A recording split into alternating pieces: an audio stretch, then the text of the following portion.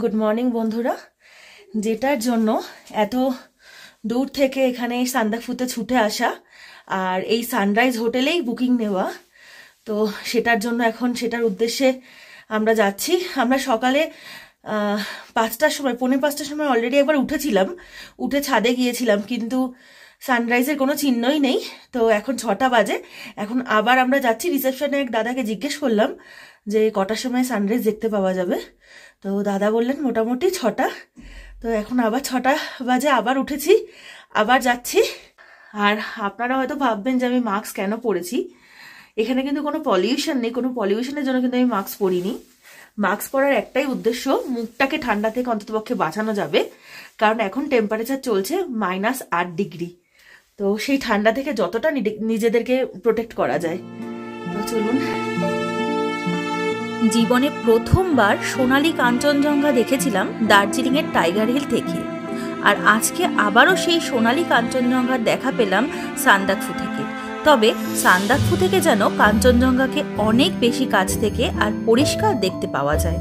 শুধু কাঞ্চনজঙ্ঘাই নয়, মাকালু, কুম্ভকর্ণ, এভারেস্ট সবাই সূর্যোদয়ের সাথে সাথে তাদের সোনালী রূপ নিয়ে দেখা দিয়েছিল।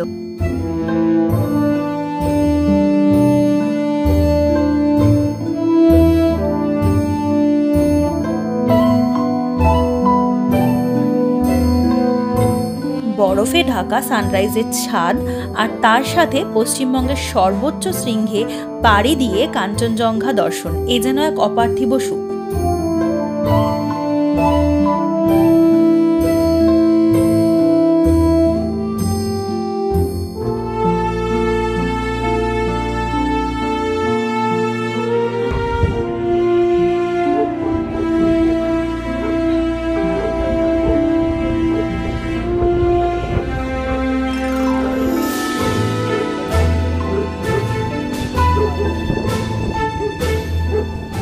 সারা রাত্রের বরফ দেখুন, পুরো গাছের মাথাগুলো সাদা সাদা হয়ে আছে। দূর থেকে দেখে মনে হচ্ছে সাদা গাছ, আর সামনে কাঞ্চনজঙ্ঘার এত সুন্দর একটা ভিউ।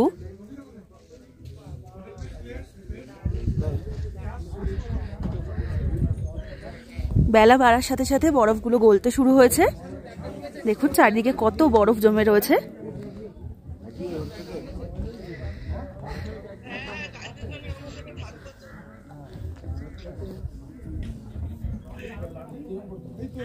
কাটা গাছ।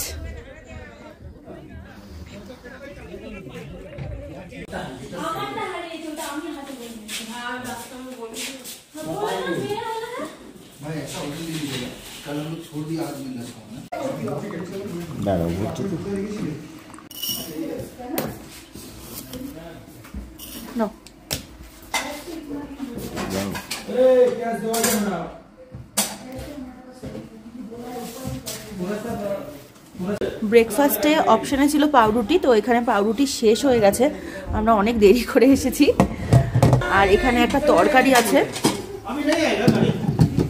আর এখানে চাউমিন আছে, আর এখানে আছে পোহা, চিড়ের পোলাও। তো পাউরুটিটা শেষ হয়ে গেছে, যাই হোক এগুলো দিয়ে ব্রেকফাস্টটা সারি। এই হলো আমাদের ব্রেকফাস্ট। এটা চাউমিন না ভার্মিশালি বুঝতে পারছি না, তো মনে হচ্ছে চাউমিনই, কিন্তু আবার দেখুন এখানে সর্ষে ফোড়ন দেওয়া আছে, তো ঠিক বুঝতে পারছি না। আর এই ডিম সেদ্ধ দুটো, চিড়ের পোলাও। তো আমাদের এবার বেরিয়ে যাওয়ার পালা। ব্রেকফাস্ট হয়ে গেছে, তার আগে একটু আমি আপনাদেরকে পুরো সানরাইজ হোটেলটা একটু দেখাই।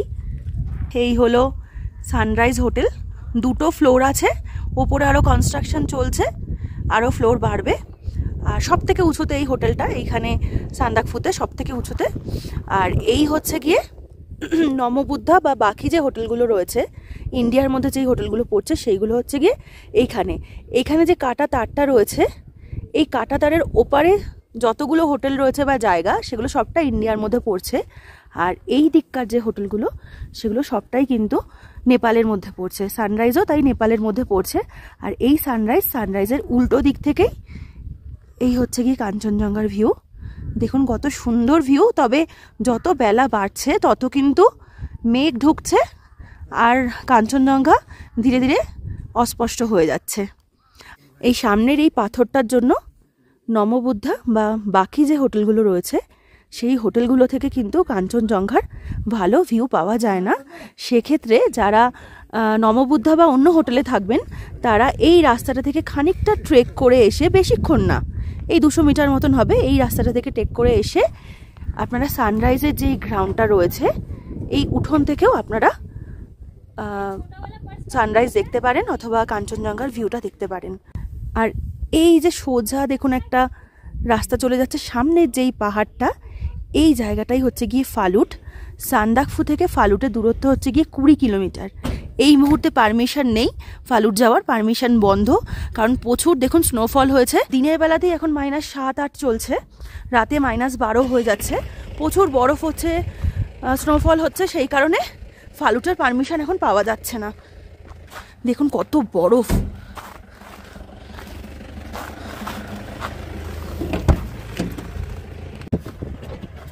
রাস্তা কতটা সরু আর কতটা খারাপ আগের গাড়িটা দেখলে আপনারা খুব ভালো বুঝতে পারবেন।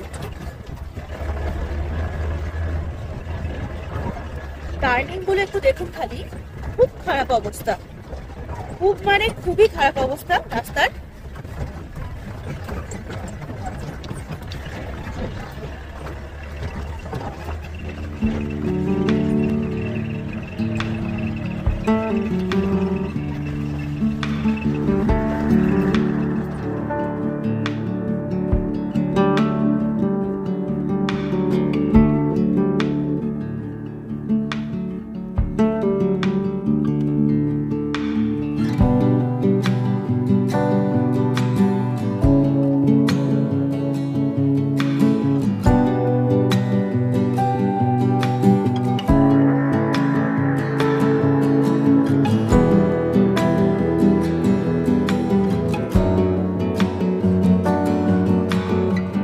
ভয়ঙ্কর দুর্গম পাহাড়ি রাস্তা, তবে তার অপার্থিব সুন্দর প্রাকৃতিক দৃশ্য দুর্গম রাস্তার সেই ভয়কে অনেকটাই কাটিয়ে দেয়।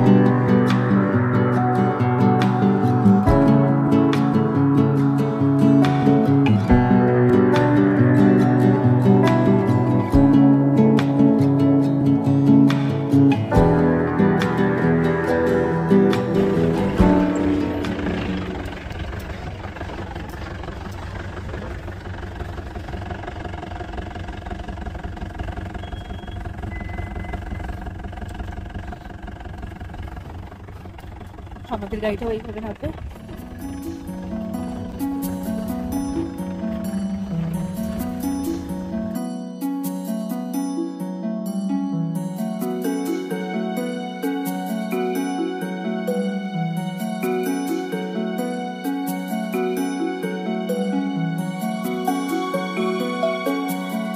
চোখ ধাঁধানো এবং মন মুগ্ধ করা বরফে ঢাকা পাহাড়ি রাস্তা।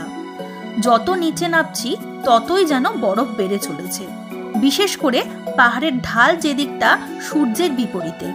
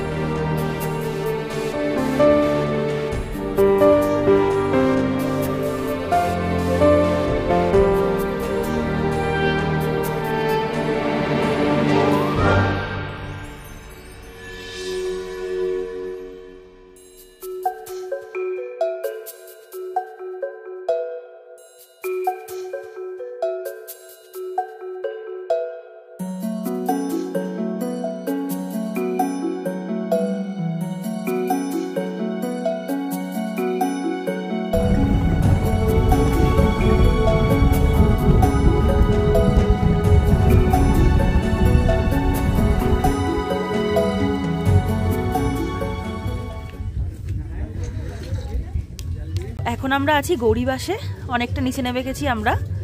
যেই দোকানে আমরা যাবার দিনে থুকপা খেয়েছিলাম সেই দোকানেই আজকে আমরা আবার চা খাচ্ছি।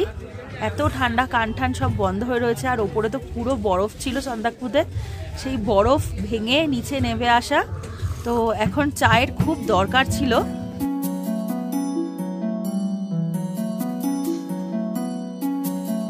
গরম গরম চা শেষ করে আবার গৌরীবাস থেকে রওনা দিলাম।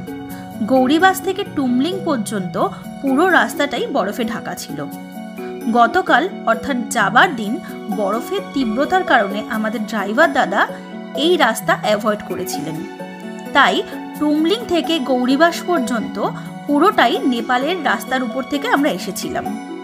রাস্তায় বেশি বরফ থাকলে গাড়ির চাকা স্কিড করার সম্ভাবনা অনেক বেড়ে যায়, আর সেটা যদি পিচ বা ঢালাইয়ের রাস্তা হয় তবে তো কোনো কথাই নেই। নেপালের রাস্তায় সূর্যের আলো সরাসরি পড়ে, আর রাস্তা পাথরের, সেক্ষেত্রে রাস্তা অনেক সেফ। তবে আজকে ইন্ডিয়ার রাস্তায় বা পশ্চিমবঙ্গের রাস্তাটায় বরফ অনেক কম, তাই আজ এই রাস্তা হয়েই আমরা ফিরছি।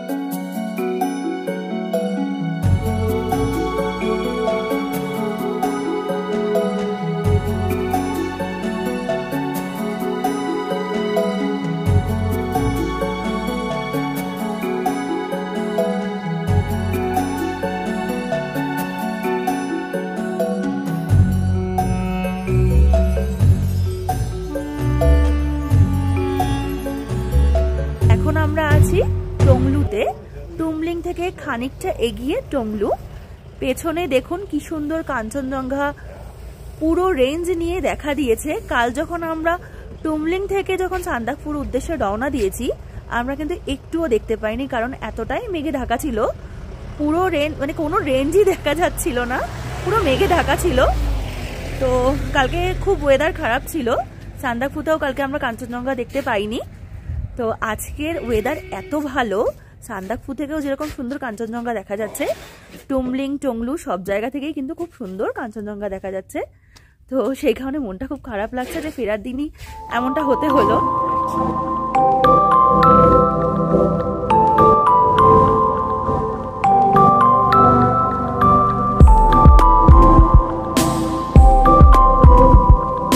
ধীরে ধীরে মেঘমা, চিত্রে আর মানেভাঞ্জন হয়ে এগোতে লাগলাম আমাদের আজকের রাত্রিবাস গুরদুমের দিকে।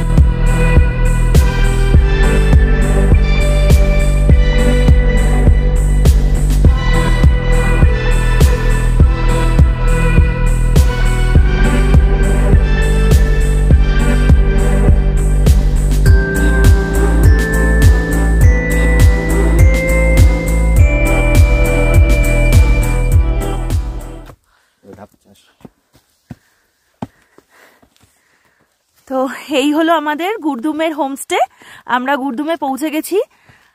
তো দেখুন ওই দিকে উঠতে হবে আমাদের ঘর, আর হোমস্টে থেকে হোমস্টের যিনি মালিক নিমাদা আমাদের নিতে চলে এসছেন। দেখুন চারদিকে কত চাষ।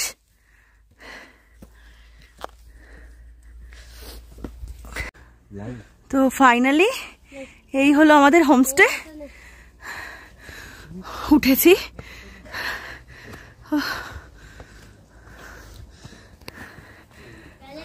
Thank you. দেখুন আসার সঙ্গে সঙ্গেই গরম গরম চা। Thank you.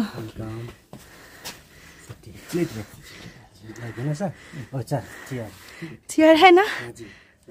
বাহ, আসতে খুব কষ্ট হয়েছে, কিন্তু জায়গাটা কিন্তু খুব সুন্দর। গুরদুম হলো খুব সুন্দর ছোট্ট একটি পাহাড়ি গ্রাম। যেই গ্রামের হোমস্টেগুলো পর্যন্ত কোনো গাড়ি পৌঁছয় না।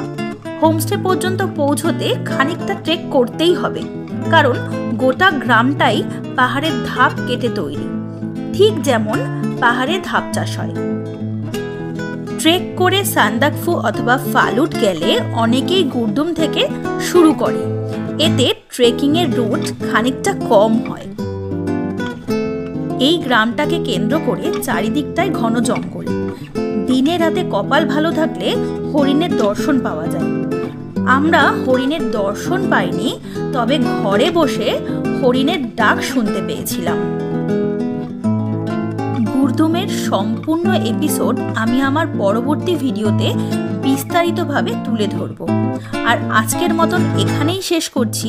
খুব তাড়াতাড়ি ফিরবো পরবর্তী এপিসোড নিয়ে। তার আগে লাইক, কমেন্ট, শেয়ার আর সাবস্ক্রাইব করে পাশে থাকার অনুরোধ করছি, যাতে আপনাদের জন্য আরও অনেক সুন্দর সুন্দর জায়গা আমি এক্সপ্লোর করতে পারি।